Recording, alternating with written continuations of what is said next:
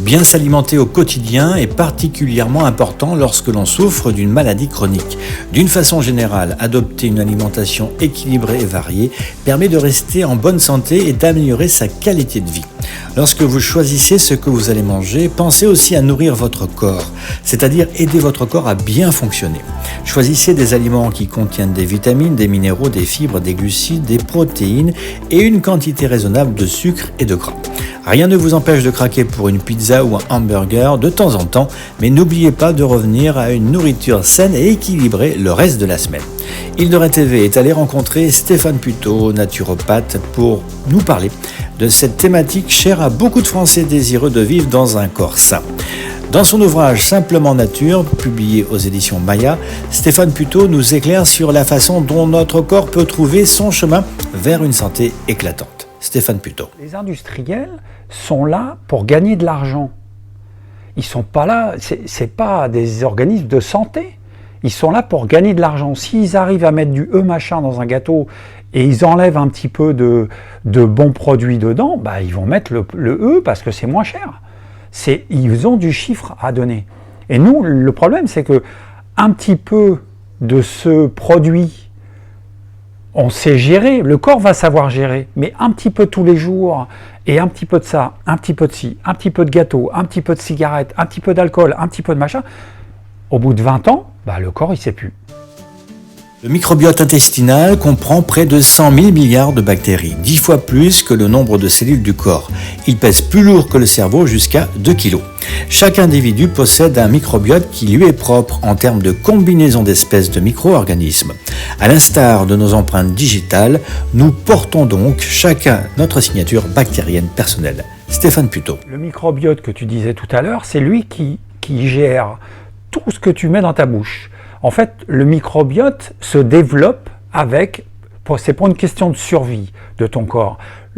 Si tu manges du pain pour la première fois, ton corps ne connaît pas, il ne sait pas comment le digérer. Donc il est obligé de développer un microbiote, c'est des levures, des bactéries, qui vont lui permettre de digérer ce pain.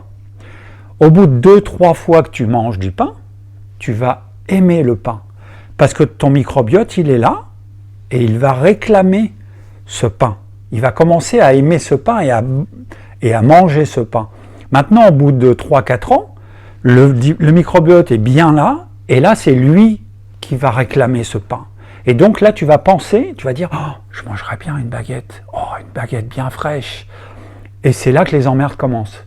Parce que là, tu commences à être addict avec ce produit qui n'est même pas bon pour toi, en fait. Il faut savoir que notre corps a besoin d'une alimentation variée, équilibrée et riche en fibres pour que les différents micro-organismes de notre flore intestinale travaillent bien ensemble. Des études récentes ont démontré que notre alimentation actuelle est riche en lipides et en sucre, modifie le microbiote intestinal, ce qui pourrait expliquer le développement concomitant de diabète type 2, obésité et maladies intestinales inflammatoires. Tu prends un yaourt, tu vas pas mourir. Par contre, dans 30 ans, c'est des hormones de croissance que tu vas manger, boire tous les jours. Tous les jours, on te dit c'est bon pour le calcium, tous les jours tu vas en manger, et tous les jours, après 20 ans, 30 ans, ton corps il sait plus faire. Et là, il fait cancer, regarde, aujourd'hui, on a la preuve, c'est ça qui est bien, c'est que maintenant on a les statistiques, les analyses, les machins, on a aujourd'hui ce qu'on a depuis 30 ans, on est en la situation de ce qu'on mange depuis 60 ans, 100 ans. L'industrialisation, c'est ça, 100 ans, 150 ans. On a le résultat de ce qu'on mange. Tu manges des produits, des colorants, tu te rends compte qu'il y a des colorants cancérigènes dans les bonbons qu'on donne à nos enfants par amour. Il y a un truc ça va pas, quoi. Tu sais plus où ah oui, mais il faut que je donne une récompense à mes enfants, mais on sait plus comment élever, comment se nourrir nous. Au lieu de se punir et dire, ah non, une pizza une fois par semaine, vaut mieux dire, on mange des aliments, genre fruits, légumes, autant qu'on peut par semaine. Par semaine, il y a 21 repas. Si tu manges 3 fois par jour, il y a 21 repas.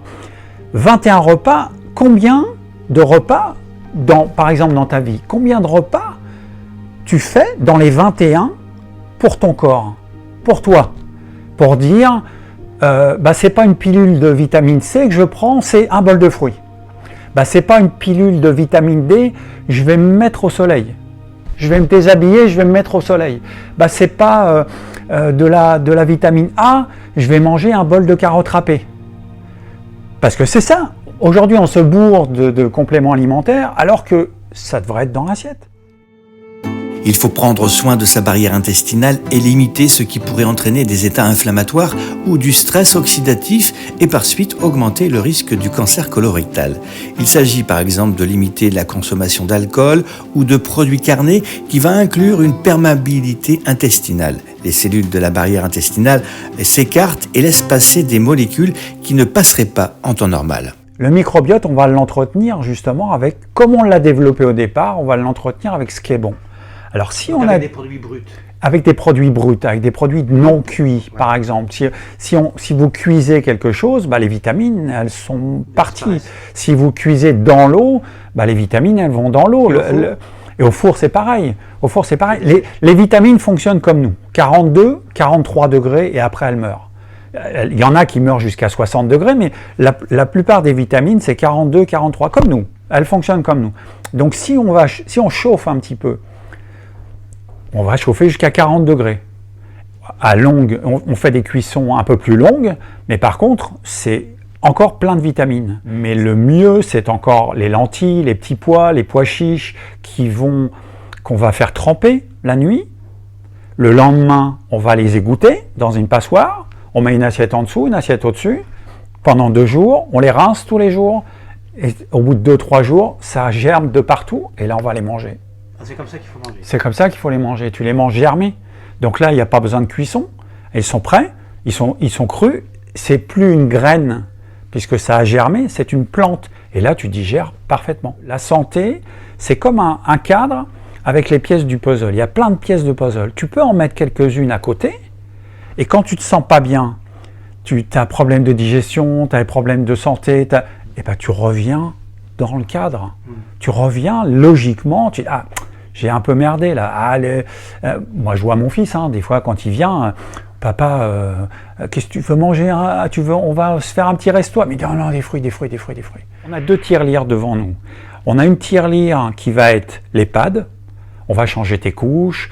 La maison, elle va être pour payer l'EHPAD. C'est plus la maison pour tes enfants. Ça va retourner à l'État pour payer l'EHPAD. Et puis l'autre tirelire, ça va être pour te faire du bien.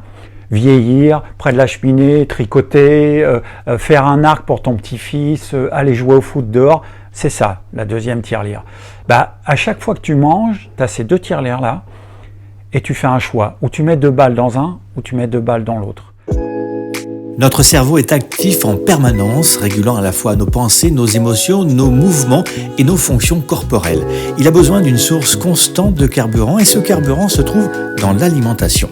Celle-ci peut vraiment avoir une incidence plutôt sur les émotions et le bien-être mental. La recherche montre que oui, ce que nous mangeons affecte directement la structure et le fonctionnement de notre cerveau et à terme notre humeur. Quand tu manges mal, ton cerveau, forcément, il prend une claque. Tu as des idées noires, tu fais de la dépression, tu fais du mal. Tout ça, ça pourrait être évité. On essaie juste de dire aux gens, mais mangez mieux, comportez-vous mieux. Et c'est pas plus cher. Et c'est pas plus cher. Non, c'est pas plus cher. Quand on fait un calcul, si on mange les deux, si on mange de la viande et des légumes, c'est plus cher. Si par exemple, par contre, on passe d'un régime, je dirais pas végétarien, il n'y a pas de dogme, il y a bien un bout de viande de temps en temps, il y a bien un bout de poisson de temps en temps, il y a bien une pizza de temps en temps. C'est pas dogmatique, c'est juste que plus de repas, comme je disais tout à l'heure, si dans les 21 repas de la semaine, tu te rends compte combien ça fait par an? Je sais pas calculer, mais ça fait un chiffre qui est quand même assez gros. Combien de repas on fait par an? Si on mange, 50%, 60% de choses pour nous, c'est-à-dire pour notre corps, pour nos cellules. C'est quand même les organes qui font tout le boulot à l'intérieur. Faut pas oublier ça. On est un avec, c'est notre cœur qui bat, ton cœur qui s'arrête de battre, voilà, il y a plus, allez, au revoir monsieur, il n'y a plus rien. C'est quand même eux qui font le boulot, il faudrait quand même leur donner, si c'est pas une petite pièce, un petit fruit. Donc voilà mon livre, Simplement Nature, qui va, j'espère, vous donner envie de passer à cette alimentation qui va vous faire du bien, vous pouvez me joindre au 06 51 39 55 62.